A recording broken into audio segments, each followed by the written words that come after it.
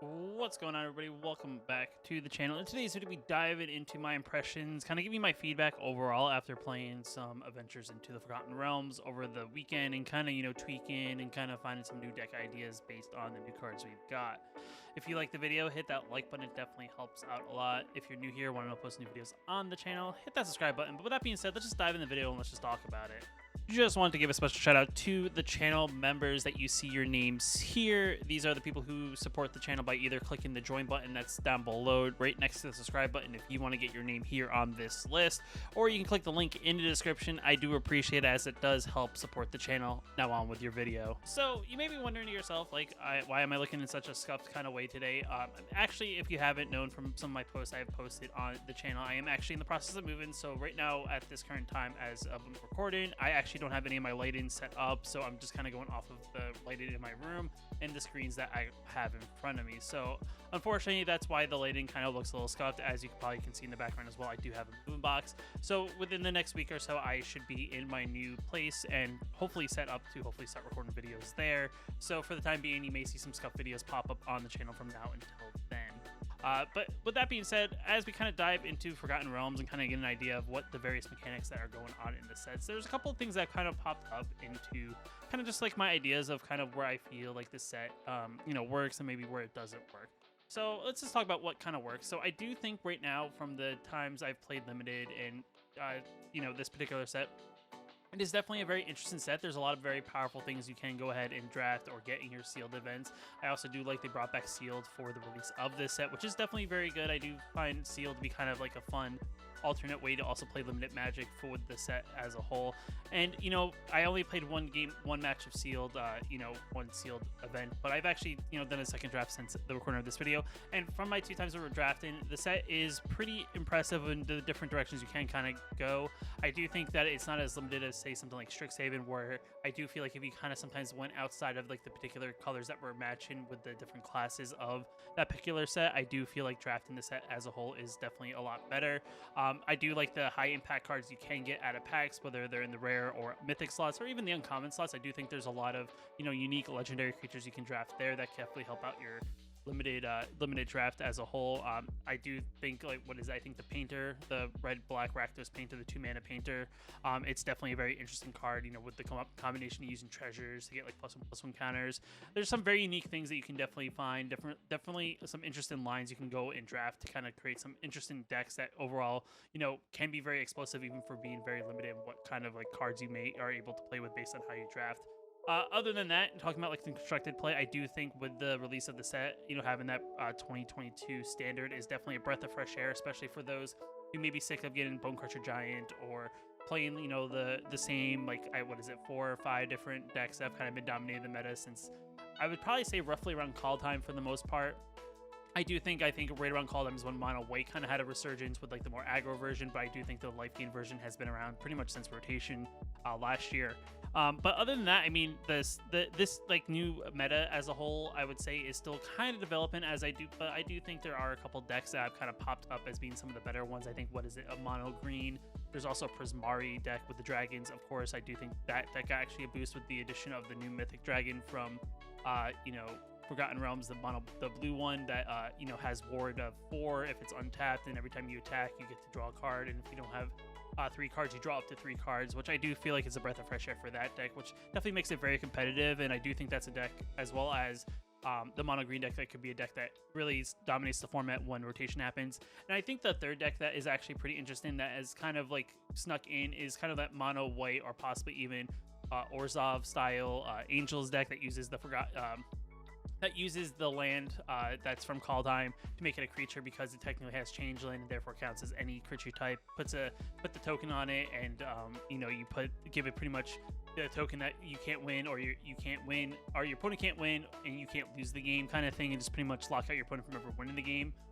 Which is another interesting deck, but I do think that's a kind of one of those things with the limited cards. I do think people are going to find some tech to kind of disrupt that combo per se, as it is a combo that does take a little bit of little bit of navigated and some time to really set up. But other than that, I mean, the set, the various decks that I built and the various decks I've seen other people build have been quite interesting with some of the cards, some of the cool combos that people are pulling off, and some of the, the crazy, aggressive style decks that you can kind of make out of this particular set, which I do think is a great breath of fresh air.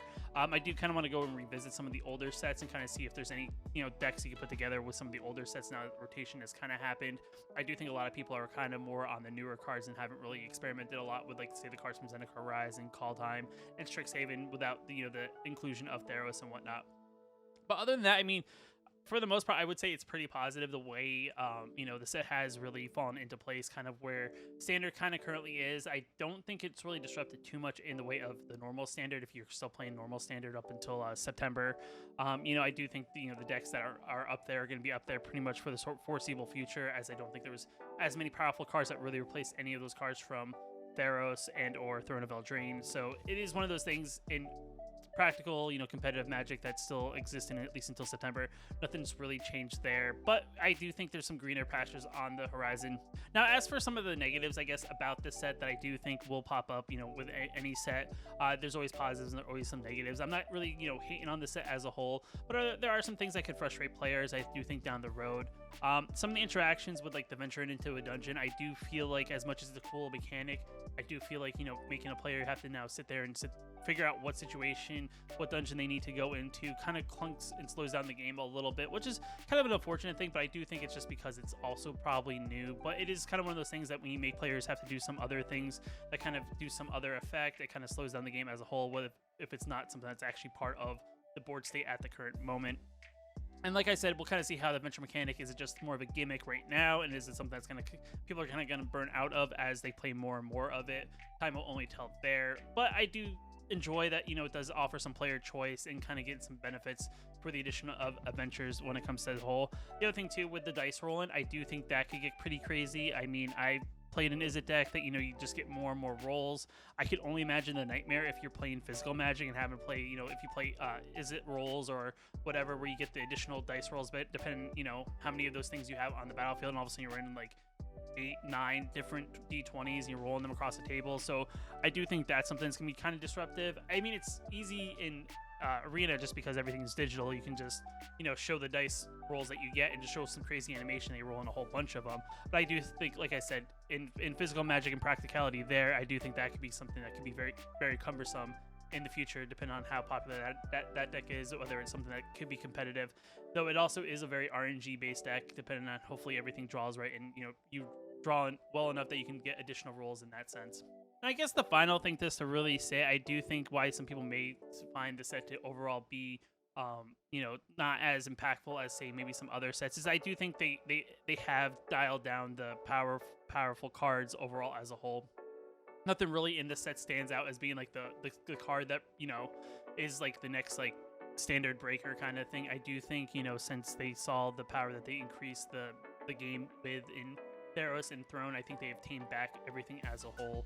Just everything kind of feels a little bit more leveled. I do think even if I get into some of those decks that are popping up to be the meta decks of the current Standard in 2022 Magic, I do think the decks are beatable, as I don't think there's not really too many cards that really just, break the game and essentially just, the game's over after that point.